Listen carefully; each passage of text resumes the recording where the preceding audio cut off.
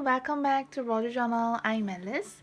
In this video, I'd like to share a step-by-step tutorial on how to make a journal out of cereal box, or cookie box, or any box you have. If this is your first time to make a journal, I'd like to suggest that don't dive into with your favorite papers. Just test and practice with some magazine pages or some flyers for your first trial. It's easy to make, so don't need to be afraid, but test with something you don't care much will never hurt. So let's begin. So this is the box that I'm gonna make a journal today. First, I open the box, then this part will be the spine. So I am cutting the unnecessary parts, the top and the bottom flaps. And then I cut the front and the back covers to be around 4¼ inches. Because I wanted this journal to be on A6 size, I'll write down the exact size in the description box below. Then I cut the height that I want, which is a little bit longer than 6 inches. So the cover structure is done, now we just need to cover it. This is the paper I want to cover with. It needs to be at least around 1 inch bigger than the box on every side.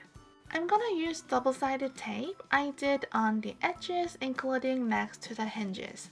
It looks like 3 rectangles because I didn't want to add double-sided tape on the hinges, which is the folding parts. The hinges are the part you need to be careful the most when you work on covers.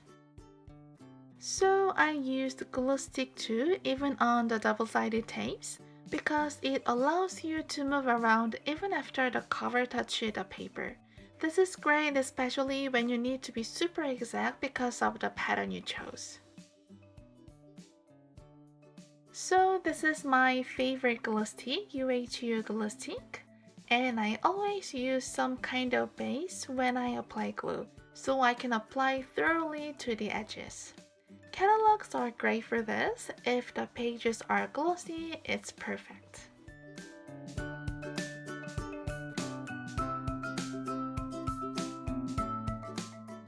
So now I'm scoring with bone folder. This will make easier to fold the excess.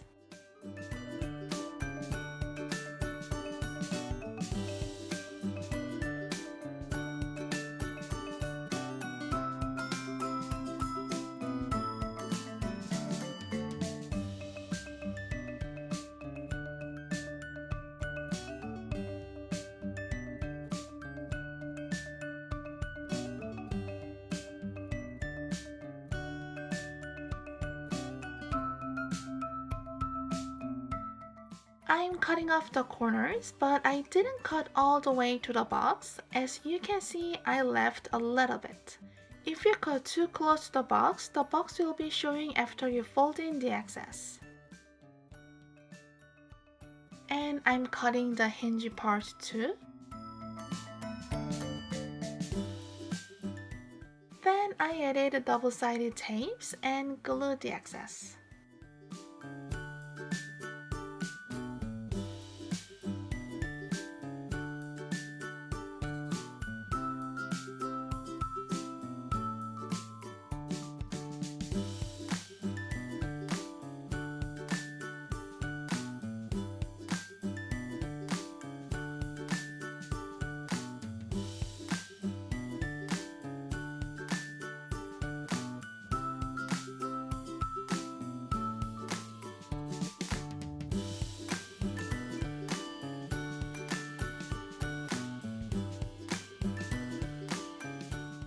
So the basing of the cover is done.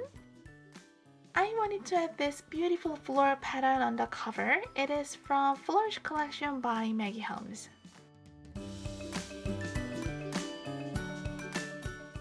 So I cut it to the size and added it on the cover with double-sided tapes and glue stick.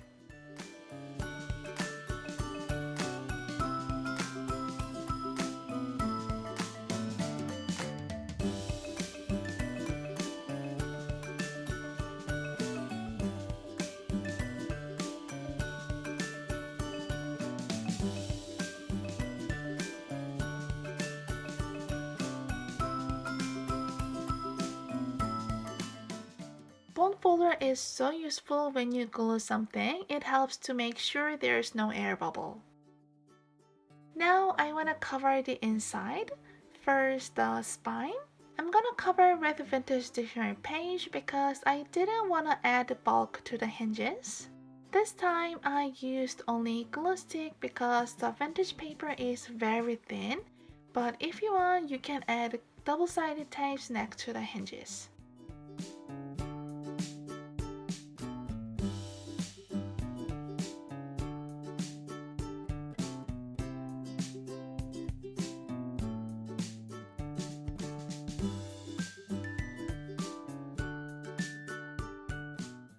Then the inside covers, I chose these green florals and cut to the size. Then glue them with glue stick.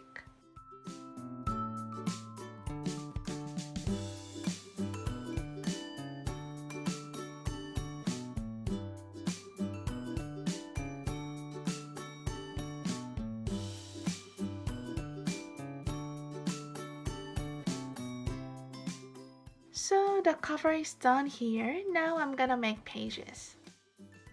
I brought out some pattern papers and I wanted to add some of my vintage linen printables too. So I took this bright color scallop hanky from September kit. And this is October kit. I took 2 envelopes and 1 doily.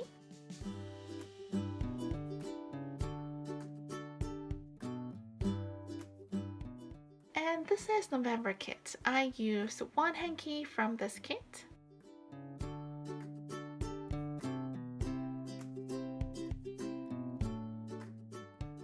And this is flea market kit. I used 1 doily and a leftover piece of this linen.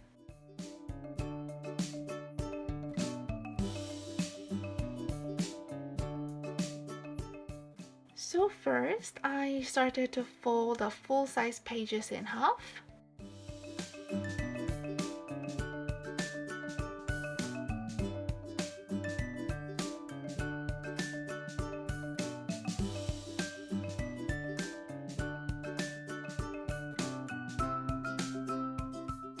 And then these were smaller than full-size pages, so I'm folding them off the center using a full-size page like a template.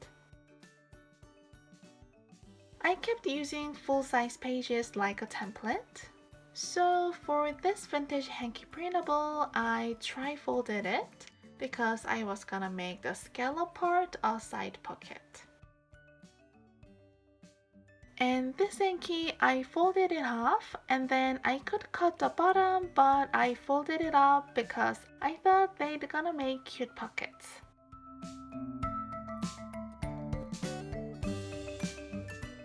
I'm cutting the folding line of the bottom part and cut an angle so they don't bulk up too much.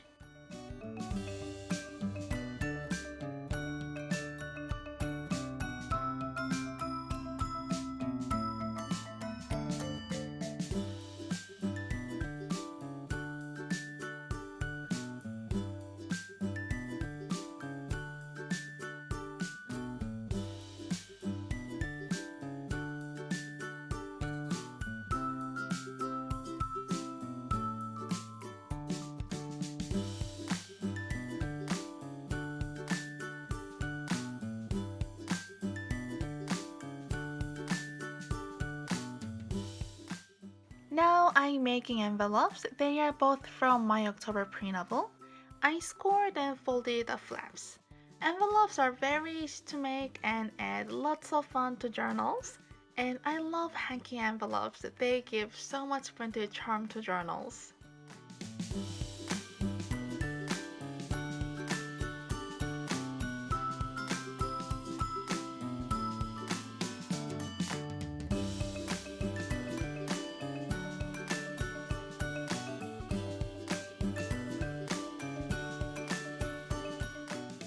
I prepared all the pages. Now it's time to make signatures. I wanted to make 8 signatures and I had 16 sheets. So that means 2 sheets per signature. Actually, it doesn't really matter how much paper you put for one signature. You can put only one sheet or even 20 sheets. They all work. Just know that it could be more challenging when there's more papers in one signature, especially when the papers are different sizes, shapes, and materials like the one I'm making. But also consider that more signature means more time to bind. This is a grid paper. I'm gonna make a binding template with it.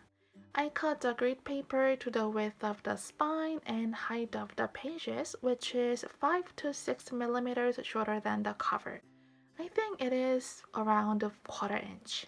I folded in half to know where is the middle and folded again 50 millimeters from both ends because I'm gonna use a 3-hole pamphlet stitch. It's grid paper and the squares are 5 millimeters, so I marked where the folding lines and the vertical grid lines meet.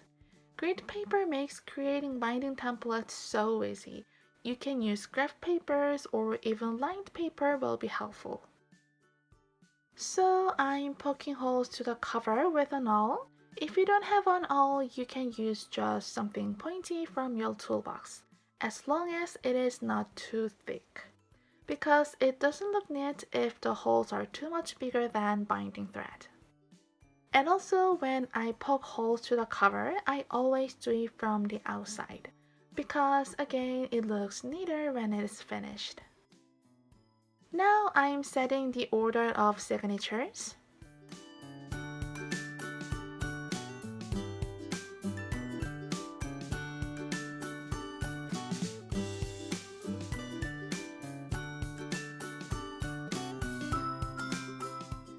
It's time to poke holes to the papers for binding. I fix the papers with bobby pins so they don't move. Put the binding template in the middle. I poked 3 holes. I did the same to all the other signatures.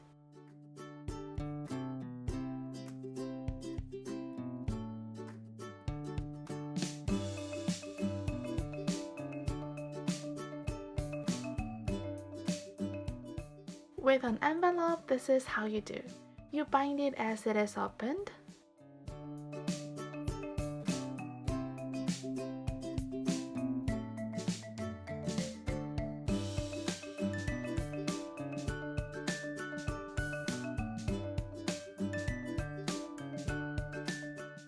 Now I'm gonna bind. I pulled out a needle and a waxy linen thread.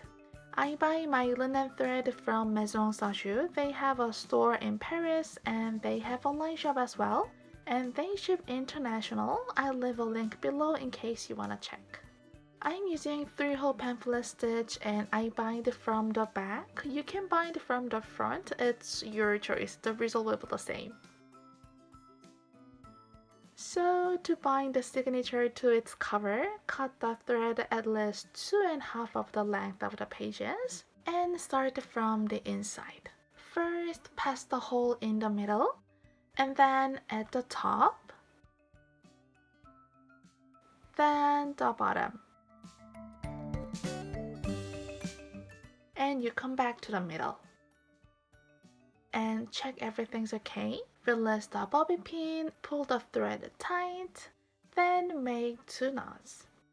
It is a very simple stitching method. You don't need to be afraid or intimidated at all. If I give you some tips on needle, use blunt one.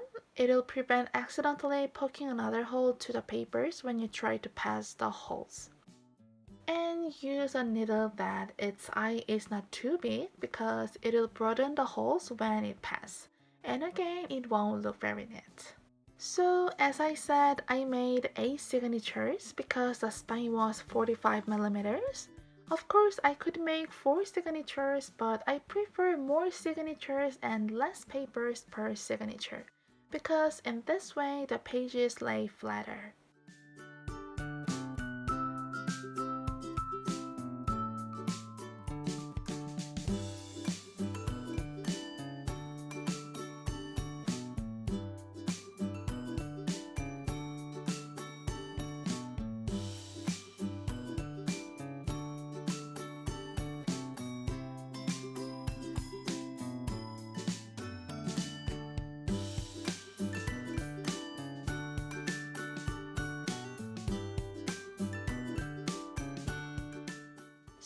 my binding is done and I pulled out my glue stick to finish the pockets and envelopes.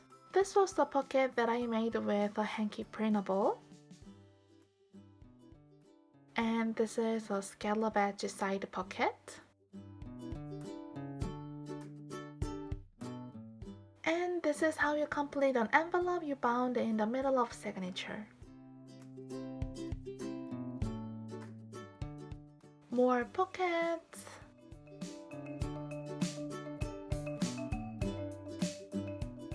And another envelope. So basically it is done here, but I wanted to add a card, a Project Life card on the inside cover so it can be like a book plate. And on the back cover, I added another card as a pocket. So this is the last thing I did. I pulled out alphabet stickers and gave the journal a title.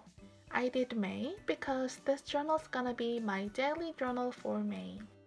I was inspired by Tiffany Julia. She's doing Scraptherapy, which is like scrapbooking every day. It is created by Suse Fish. I'll link Tiffany's video and Suse's blog that explains what Scraptherapy is in the box below. I hope you enjoy this video. I hope this tutorial / making process and the little tips were helpful to someone. Again, if you never tried making journals, be brave and start small. And welcome to the community. So yeah, let me know if you have any questions. Thank you so much for watching. I'll see you in my next video.